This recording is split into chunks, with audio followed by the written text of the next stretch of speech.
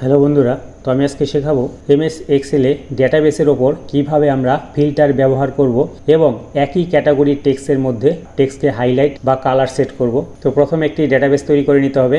এরপর ডেটাটিকে মাউস দিয়ে এভাবে সিলেক্ট করতে হবে। সিলেক্ট করে কিবোর্ড থেকে Ctrl+Shift+L টাইপ করতে হবে, তাহলে কিন্তু এই ডেটাবেসের মধ্যে ফিল্টার অপশনটি অ্যাক্টিভ হবে। এরপর বাইরে একটি ক্লিক করে এবার আমরা এই ডেটাবেস থেকে কোর্স নেম অর্থাৎ এখান থেকে আমরা শুধু BCCA কোর্সগুলোকে ফিল্টার করতে চাই, তাহলে এই পয়েন্টটিকে ক্লিক করতে হবে। এবার নিচের দিকে সিলেক্ট অল এই অপশনটিকে ক্লিক করে আমাদের সব কোর্সগুলোকে আনসিলেক্ট করে দিতে হবে।